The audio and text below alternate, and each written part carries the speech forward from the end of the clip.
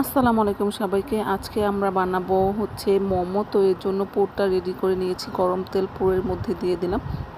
তো এখানে ছিল মুরগির মাংস, কিমা, তারপর গাজর, ক্যাপসিকাম, কাঁচামরিচ, পেঁয়াজ, আদা রসুন বাটা, গোলমরিচের গুঁড়া, তারপর ছিল ম্যাগি মশলা, সয়া সস, লবণ, স্বাদ মতো সব কিছু দিয়ে পুরটা রেডি করে নিচ্ছি। আর এই পাশে আমি একটা সস তৈরি করব।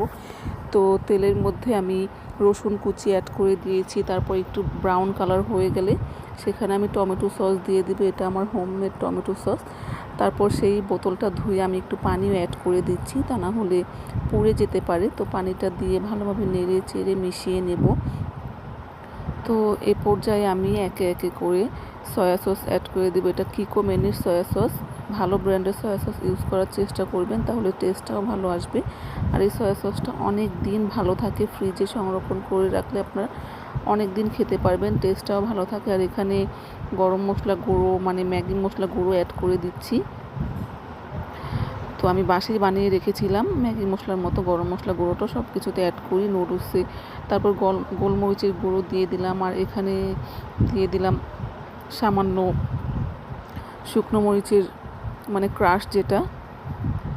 আর এটা হচ্ছে চিনি দিয়ে দিলাম। টেস্ট অনুযায়ী আপনারা চিনিও অ্যাড করে দেবেন। তো তারপর ভালোভাবে নেড়ে চেড়ে মিশিয়ে এরপর আমি কিছু ফ্রোজেন ধনিয়া পাতা দিয়ে দিলাম।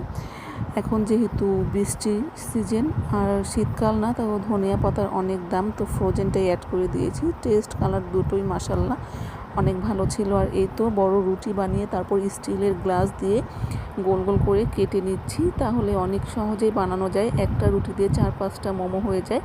তো এখানে 3 কাপ ময়দা, স্বাদ মতো লবণ, 2 টেবিল চামচ সয়াবিন তেল আর ফুটন্ত গরম পানি দিয়ে একটি ডো বানিয়ে নিয়েছি। তারপরে তো মোমো বানিয়ে নিচ্ছি 1 চামচ পুর দিয়ে। তার মধ্যে এইরকম একটা শেপ করছি। শেপটা মানে এভাবে দিতে আমার কাছে খুব ইজি মনে হয় আর খুব তাড়াতাড়িও হয়ে যায়। তো এভাবেই বানিয়ে নিচ্ছি। আর সবাই যেহেতু সন্ধ্যার নাস্তা করবে সেজন্য বসে আছে, তো তার জন্য তাড়াতাড়ি করে বানিয়ে নিচ্ছি। দেখুন কি সুন্দর চিংড়ি মাছের মতো লাগছে। তো এইদিকে ফ্রাই প্যানটা ভালোভাবে গরম হয়ে গেলে এর মধ্যে আমি সয়াবিন তেল দিয়ে দিব। খুব সামান্য তেল ইউজ করব, যেহেতু এটা স্টিমের মতো করব আর পানিও দিব সাথে, এর জন্য তেল খুব সামান্য দিব। ফ্রাই প্যানটা গরম হওয়ার পর, আর এটা তো ননস্টিকের ফ্রাই প্যান না, তো তার জন্য ভালোভাবে গরম করে নিয়েছি। তারপর একে একে মোমোগুলো আমি সবগুলো দিয়ে দিব এর মধ্যে।